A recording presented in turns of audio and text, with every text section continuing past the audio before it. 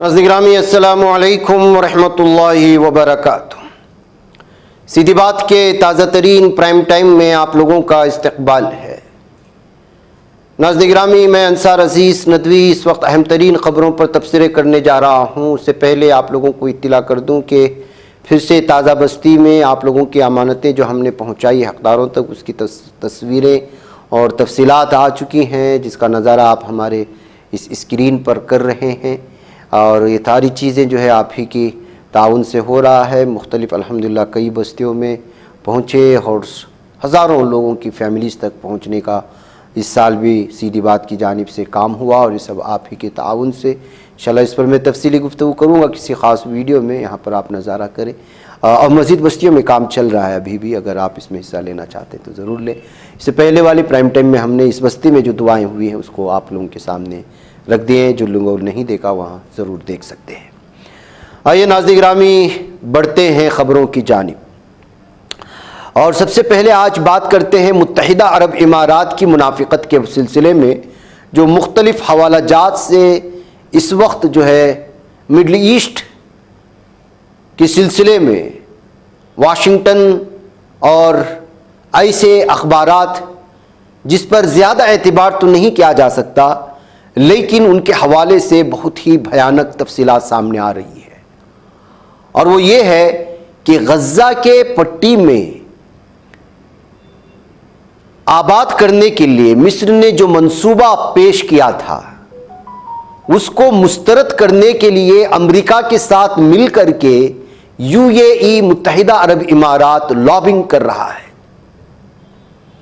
اس کے ساتھ خفیہ طور پر ملا ہوا ہے، جسے عرب لیگ کی حمایت حاصل ہے، جو ابوظہبی اور قاہرہ کے درمیان تعلقات میں ایک اہم دراڑ کا اشارہ ہے۔ مارچ کے آغاز میں مصر نے اسرائیل کے وحشیانہ جارحیت کے خاتمے کے بعد غزہ کی پٹی کی سیاسی منتقلی، تعمیر نو اور بحالی کے لیے امریکہ کے بالمقابل اپنے منصوبے کو پیش کیا تھا، جس کی اہم جھلکیاں فلسطینی اتھارٹی پی اے کی طرز حکمرانی ہے، جو کہ اردن اور مصر کی طرف سے تربیت یافتہ غزہ کی سیکورٹی فورس ہے، اور ساتھ ہی ساتھ اقوام متحدہ میں امن و استحکام کو فروغ دینے کے لیے امکانات۔ مصری منصوبے نے امریکی صدر ڈونلڈ ٹرمپ کے غزہ پر امریکی قبضے اور فلسطینیوں کو علاقے سے جبری بے دخل کرنے کے لیے ایک متبادل کے طور پر کام کیا تھا، جس کے نتیجے میں عرب لیگ نے قاہرہ کی تجویز کو تیزی سے اپنایا، یعنی سارے کے سارے عرب ممالک اور مسلم ممالک، جبکہ متعدد یورپی ریاستوں نے بھی اس منصوبے کی حمایت کی، جبکہ امریکہ اور اسرائیل نے اسے مسترد کر دیا، کیونکہ یہ ظالم دہشت صہیونی درندوں کے خونی پنجے خون پی کر کے غزہ کی پٹی کے مسلمانوں سے باز نہیں آئے ہیں۔ مبینہ طور پر متحدہ عرب امارات کی طرف سے واشنگٹن کے موقف کو مزید تقویت مل رہی ہے۔ تاہم خبر رساں ادارے مڈل ایسٹ آئی کی ایک رپورٹ میں امریکی اور مصری حکام کا حوالہ دیتے ہوئے یہ انکشاف کیا گیا ہے کہ امریکہ میں اماراتی سفیر یوسف العتیبہ قانون سازوں اور صدر ٹرمپ کے اندرونی حلقے کے اندر مصری حلقوں کے دباؤ کو قبول کرنے کے لیے لابنگ کر رہے ہیں، مزید دعویٰ کرتے ہوئے کہ مصر کا منصوبہ بے اثر ہے اور فلسطینی مزاحمت گروپ حماس کو بہت زیادہ راستہ فراہم کرتا ہے۔ متحدہ عرب امارات کا سفارتی مشن مبینہ طور پر واشنگٹن سے مصر کے لیے جاری فوجی امداد کو قاہرہ کے اپنے منصوبے سے دستبردار ہونے اور ٹرمپ کے ریویرا منصوبے کو قبول کرنے سے مشروط کرنے کی کوشش کر رہا ہے۔ ایک نامعلوم امریکی اہلکار کے مطابق متحدہ عرب امارات واحد ریاست نہیں ہو سکتی جو عرب لیگ کے منصوبے کی مخالفت کر رہی تھی جب اس پر اتفاق ہوا تھا، لیکن وہ ٹرمپ انتظامیہ کے ساتھ مل کر اسے ردی کے ٹوکرے میں ڈال رہے ہیں۔ قاہرہ کو امریکہ سے سالانہ 1.3 بلین ڈالر کی فوجی امداد مل رہی ہے، جس میں سے 300 ملین ڈالر پہلے سے ہی انسانی حقوق کے مسائل پر مشروط ہیں۔ ٹرمپ انتظامیہ نے پچھلے 1.5 ماہ سے پہلے اشارہ دیا ہے کہ اس طرح کی فنڈنگ کو مصر پر مجبور کرنے کے لیے استعمال کیا جائے گا۔ نیز اردن یعنی جارڈن، جسے امریکی امداد بھی ملتی ہے، غزہ سے بے دخل کیے گئے فلسطینیوں کو لے جانے کے لیے مبینہ طور پر یہ فائدہ اس مہینے استعمال کیا گیا۔ گزشتہ ہفتے رپورٹس کے ساتھ امریکہ نے مصر کو امداد میں کٹوتی سے آگاہ کر دیا ہے۔ اگر مصری حکومت فلسطینیوں کی نقل مکانی سے متعلق اپنی پالیسی کو مناسب طریقے سے درست نہیں کرتی ہے تو مڈل ایسٹ مانیٹر نے اس کی ساری تفصیلات فراہم کرتے ہوئے متحدہ عرب امارات اور جارڈن کی اس منافقت کو سامنے لانے کی کوشش کی ہے۔ ناظرین گرامی، تاریخ گواہ ہے کہ متحدہ عرب امارات، دبئی، ابوظہبی، شارجہ، یہ سارے کے سارے ممالک یہ مسلمانوں کی تاریخ میں سب سے بڑے غدار کہلائے جائیں گے، جنہوں نے کبھی پشت پناہی نہیں کی۔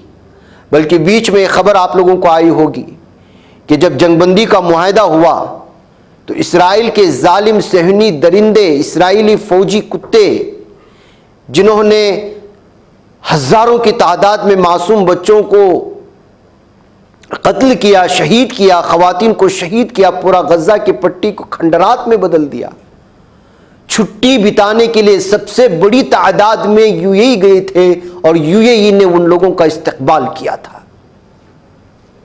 اس کی کئی تصویریں سوشل میڈیا میں وائرل ہوئی تھی۔ دنیا کا سب سے بڑا غدار اور منافق ملک اس وقت جو امت مسلمہ کے پیٹ میں چھرا گھونپ رہا ہے، تو پہلی صف میں اگر کسی کو شامل کیا جا سکتا ہے تو وہ یو اے ای ہے۔ بعد میں مصر، جارڈن اور دیگر ممالک کے آپ نام لے لیں۔ ویسے بھی یہ سارے کے سارے حکمران اس وقت مردہ بن چکے ہیں، بلکہ پوری امت مسلمہ ہی مردہ بن چکی ہے۔ دوسری ایک اہم ترین خبر میں آپ لوگوں کے سامنے بھی رکھنا چاہتا ہوں، اور وہ ہے امریکہ کے تعلق سے اور ایران کے تعلق سے۔ کیا امریکہ مشرق وسطیٰ میں لگی آگ کو بجھانے کی کوشش کر رہا ہے یا ایران کے گھٹنے ٹیکنے کی کوشش کر رہا ہے، گھٹنے ٹیکنے پر مجبور کرنے کی کوشش کر رہا ہے؟ یہ سوالات یمن میں ایران کے پراکسی حوثیوں پر امریکی حملے کے بعد اٹھائے جا رہے ہیں۔ حوثیوں نے طویل عرصے سے بحر احمر میں جہازوں اور اسرائیل کے خلاف حملے شروع کر رکھے ہیں اور بہت بڑا نقصان پہنچایا، آپ جانتے ہیں، جن کے یمن میں اڈوں اور امریکہ نے شدید بمباری کی۔ لیکن ماہرین کا خیال ہے کہ امریکی عزائم یمن سے بہت آگے تک پھیلے ہوئے ہیں۔ بہت سے حکمت عملی سازوں نے امریکہ کی اس فیصلے کو ایڈ ہاک قرار دیتے ہوئے ڈونلڈ ٹرمپ کی خارجہ پالیسی کو غیر منظم قرار دیا۔ لیکن بہت سے ماہرین کا خیال ہے کہ ٹرمپ انتظامیہ کا واحد مقصد جوہری معاہدے کے لیے ایران کو گھٹنے ٹیکنے پر مجبور کرنا ہے، اور اس کے لیے وہ اسرائیل کو یمن، شام اور لبنان پر حملے کے لیے آزادانہ طور پر اقدامات کر رہی ہے۔ ڈونلڈ ٹرمپ کی انتظامیہ نے اسرائیل کو ایرانی اہداف پر حملہ کرنے کی کھلی چھٹی دے رکھی ہے۔ کسی اور امریکی انتظامیہ نے ایسا نہیں کیا۔ اس کے علاوہ جب اسرائیل نے جنگ بندی کی خلاف ورزی کرتے ہوئے دوبارہ غزہ پر بمباری شروع کی تو ٹرمپ انتظامیہ نے ایک بار پھر بنجمن نیتن یاہو کا ساتھ دیا، جو ظالم ہے، غاصب ہے، دہشت گرد ہے۔ اس کا واضح مقصد ایران پر دباؤ ڈالنا اور اپنے پراکسی تنظیموں پر دباؤ ڈال کر ایران کو گھٹنے ٹیکنا ہے۔ ایران کو گھٹنے ٹیکنے پر مجبور کرنے کے لیے معصوم فلسطینیوں کو خون بہایا جا رہا ہے، غزہ کی پٹی کے مسلمانوں کا خون بہایا جا رہا ہے۔ بہرکیف ناظرین گرامی، اس وقت مشرق وسطیٰ کی جو صورتحال ہے وہ اپنے بھیانک انداز میں ہے۔ سب سے افسوسناک معاملہ یہ ہے کہ صبح سے شام تک غزہ کی پٹی کے معصوم بچوں کے قتل عام کی جو تصویر اور ویڈیوز سوشل میڈیا میں وائرل ہو رہی ہیں، اس وقت عرب ممالک میں، مسلم ممالک میں سوائے دعاؤں کے کچھ بھی نہیں کیا جا رہا ہے۔ یہ مسلمانوں کی بزدلی کا، اور شاید اس وقت اگر یہ کہا جا سکتا ہے کہ تاتاریوں کے زمانے میں مسلمانوں کی جو حالات تھے اس سے بھی بدتر حالات میں اس وقت مسلمان پوری دنیا میں گزارا کر رہا ہے۔ یعنی کہ وہ اپنے لیے جی رہا ہے، اپنے سے ہٹ کر کے کسی اور کے بارے میں صرف اور صرف دعا کرنے تک محدود ہے۔ دیکھیے اس خبر کو، اتوار کی رات میں ظالم دہشت گرد صہیونی درندوں نے غزہ کے پٹی کے جنوب میں واقع خان یونس کے ناصر میڈیکل کمپلیکس کی جو ہنگامی عمارت ہے جہاں زخمیوں کو لایا جا رہا ہے، پہلے تو وہاں پر ڈاکٹرز نہیں ہیں، نرسز نہیں ہیں، وہاں پر دوائیاں نہیں ہیں، دوائیاں اندر آنے نہیں دیتا، بھوک سے لوگ تڑپ رہے ہیں، بچے مر رہے ہیں۔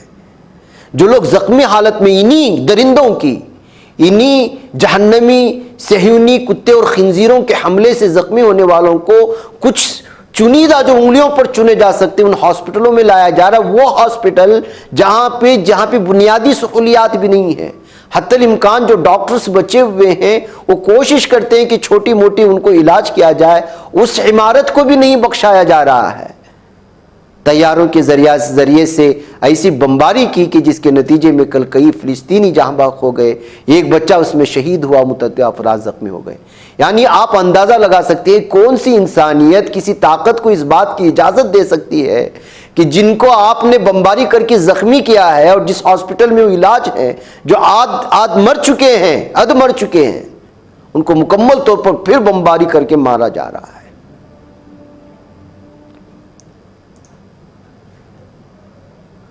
एक तरफ ये सहयूनी दरिंदे, दूसरी जानिब ये अमेरिका के ये सहयूनी और ये दहशतगर्द जो दुनिया के सबसे बड़े, वो यमन के दारुल सना पर अमरीकी जारहियत करके वहां पर 4 अफराद को शहीद कर दिया है।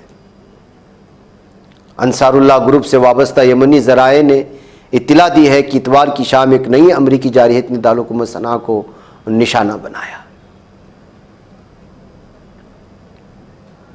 देखिए, इस्राएली जल्लादों ने, इन इस्राएली गुंडों ने डॉक्टर हस्साम अबू सफिया से 5 बार वहशियाना तफ्तीश की है। डॉक्टरों को नहीं छोड़ा जाए। इनका एक तस्वीर आपके सामने आई थी, कमाल उद्वान हॉस्पिटल के बाद जो डायरेक्टर हैं, किस तरह गिरफ्तार कर लिया गया था उनको। फिलिस्तीनी वकील गैद कासिम ने कहा है कि 5 बार वहशियाना अंदाज में पूछगछ के दौरान उनको तशद्दुद का निशाना बनाया गया।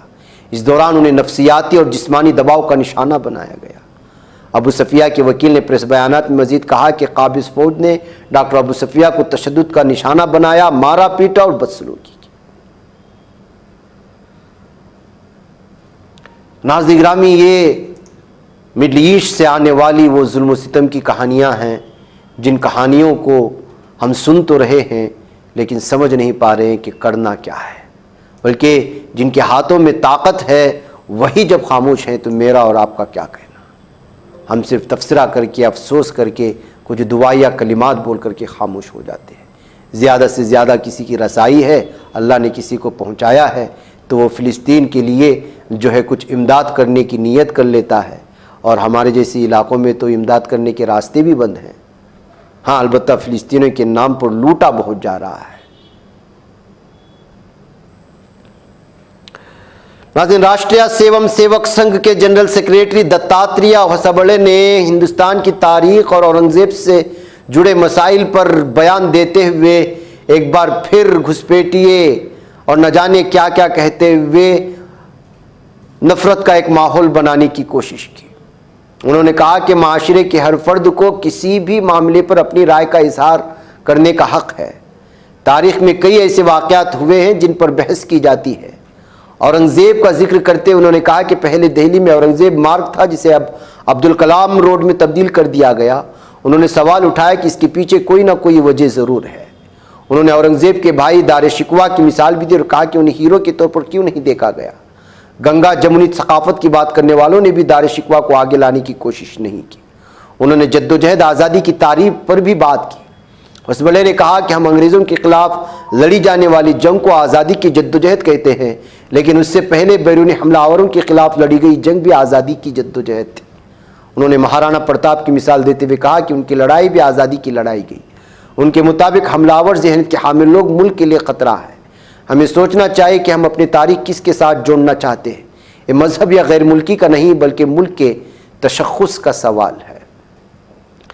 नाज़रीन गिरामी, आज चलते फिरते, खाते, उठते, बैठते दिल का दौरा पड़ने का ऐसा जो है इस वक्त ख़बरें आ जाती हैं और ऐसे कई वीडियोस वायरल हो जाती हैं कि जिसको देख कर के इबरत लेने वाला इंसान इबरत लेता है कि जो है ज़िंदगी का कोई भरोसा नहीं, वो कहीं भी किसी भी वक्त आ कर के आपको दबोच सकती है।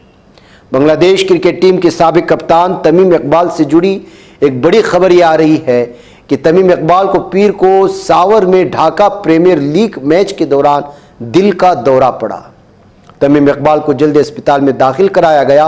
अब उनकी हालत खतरे से बाहर बताई जा रही है। तो नाज़रीन गिरामी, ऐसी कितनी मिसालें हम लोगों के सामने आ चुकी हैं कि घोड़े पर सवार दुल्हा दुल्हन के पास पहुंचने से पहले चला जाता है पूरी तैयारी के साथ। اور کوئی دلہن یا دلہن کی بہن شادی کی خوشی میں ناچ رہی ہوتی ہے، نیچے گر کر کے دورہ پڑنے سے مر جاتی ہے۔ کوئی کھانا کھا رہا ہوتا ہے، آرڈر دیا ہوتا ہے، آرڈر پہنچنے سے پہلے وہ موت کے آغوش میں چلا جاتا ہے۔ اسی طرح کی ایسی کئی مثالیں ہیں جو ہمیں کہتی ہیں کہ زندگی مختصر ہے اور ہمیں آخرت کی تیاری کرنا ہے۔ السلام علیکم ورحمۃ اللہ وبرکاتہ۔ بچ پاتا ہے کوئی صحافی کی نگاہوں سے، ملاتا ہے یہ لوگوں کو محبت کی پناہوں سے، کرم اور درد مندی کا ہے ایک سنسار سیدھی بات، عزیمت جرأت و ہمت کا ہے اظہار سیدھی بات، عزیمت جرأت و ہمت کا ہے اظہار سیدھی بات۔ یہ چینل حق نگر بن کر کچل دیتا ہے فتنوں کو،